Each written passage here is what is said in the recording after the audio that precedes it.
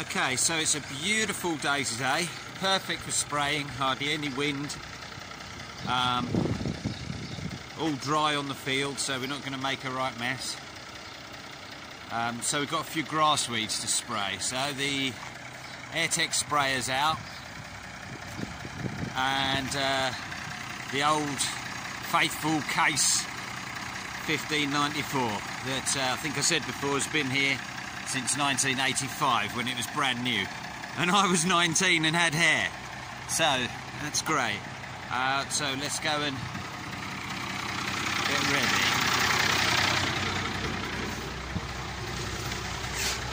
Alright, hopefully everything will work fine.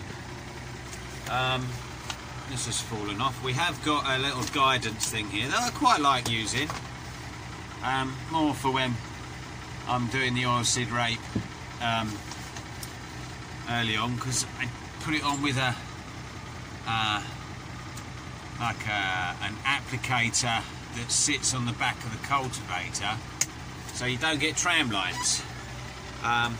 So a little bit of guidance is quite handy, but I quite like having the guidance. Look, I've even put a modern, whatever that's called, plug on this old tractor, so I can plug everything into this tractor and the older ones, and the sorry, not the old ones, the newer ones. This is a black box Air, which I bought a few years ago. I think it's really good for sort of basic entry-level guidance. I'll show you that in a minute. Now, this thing here, I think that's an RDS Delta 4 or 34 or something, but the makers of the sprayer call it a Magic Box MB2, because that's the second one. So we'll turn the sprayer, switch that power on, turn that system on, up it'll come to life. So, hang on, let's look at my spray recommendation, see how much we've got to do. So, the first little bit of spraying we've got to do is only, well, it's only sort of 5 hectares. So,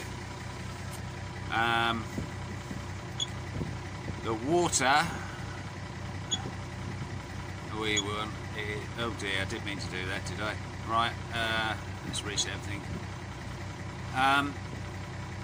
Okay, now, so we've got 500, enter. Okay, that's that done. Reset them, so everything's reset, back to spray. Now what you have to do, because this has got these things on it to control the pressure called Ramsey valves, to make the chemical inductor work, you have to have pressure in the system so that it brings it round under that induction hopper to draw the spray in by sort of Venturi action. So at the moment there's no pressure, it's the bottom one there that has to have pressure in it. Now to do that, it's got a little air reservoir, but if you haven't used it for ages, that won't have any in. So you have to switch the spray. Oh, it is switched on. Oh, well, it might be pressured up then. So that's on already. So we switch to manual and increase the pressure, and that valve should, yeah, it is. There you go. That's going up. So we'll push that up to 3. We change that to the air system. And now the other valve next to it will show, there we go. So they're showing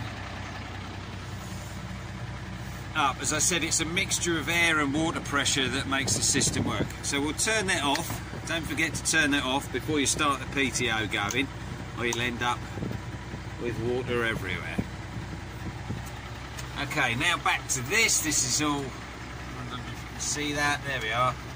So we'll start job, and it will actually find the field automatically if you were in the field, but since I'm not, I'll just do it manually, and I want that one. tick that okay. 24 metres, going straight. Boom. And there's the field. And then it will paint. You can do a tram line on it, which I tend to do on the first one. You paint the area green, you go. It's actually a really good little cheap system. So let's go fill the sprayer up.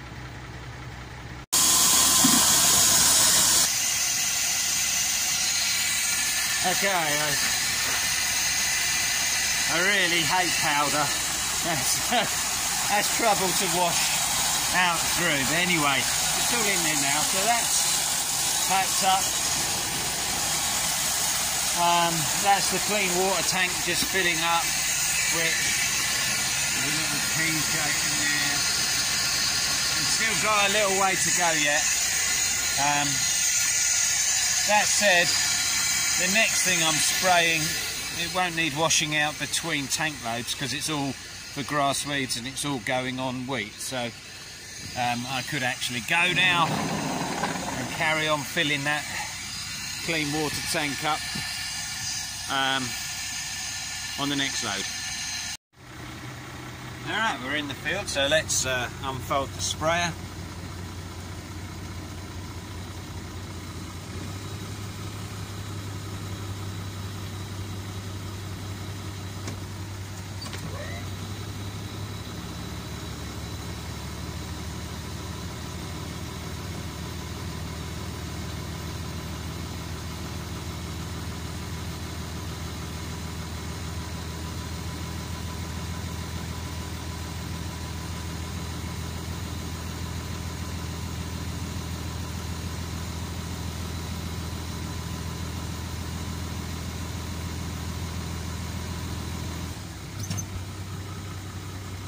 It'd be nice to have all automatic height and everything, which this hasn't got, but I'm afraid on our acreages I can't afford to have such a fancy sprayer as that. This is okay, just about. Well, I say just about, it's a nice sprayer. Okay, now I spray, so here we are, this is this, so we'll turn the painting on. You have to do the tram, this is the basic one, it doesn't remember the tram lines. Now it's not a big problem, and I'll show you why as we're doing the headlands. So, we want this on auto, perfect. Everything down here ready, just need to switch it on, set 100 litres.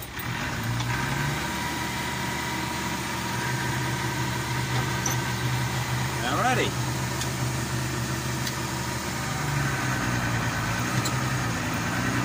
Off we go.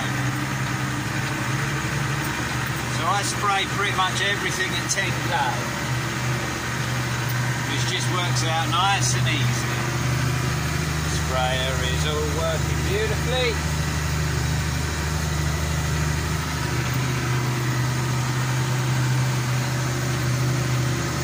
See, it's up to 100, which is where we want it.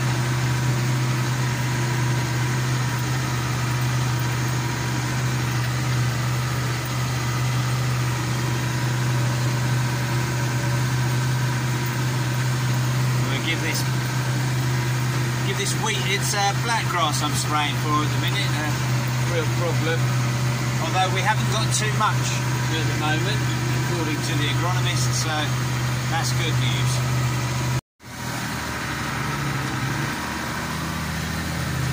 Okay, so this is how so every field you just need to put the tram line in. Well, I do that as I'm coming round and coming down the straight.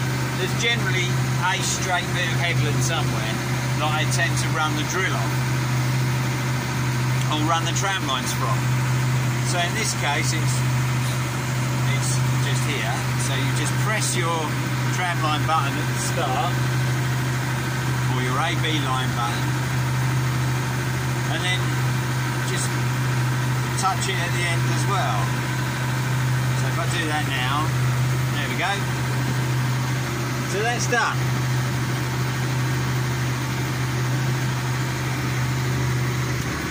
Yeah, it's not as fancy as having proper satellite steering, obviously. I think for a little system that was less than £1,000, that's pretty good.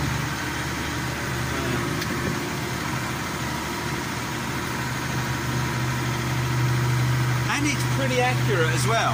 These were all drilled with the tram lines were all put in with range point on the New Hollands, and so they won't be far out. And this is pretty good, which gives you nice confidence when you're using it in the rain and you haven't got tram lines.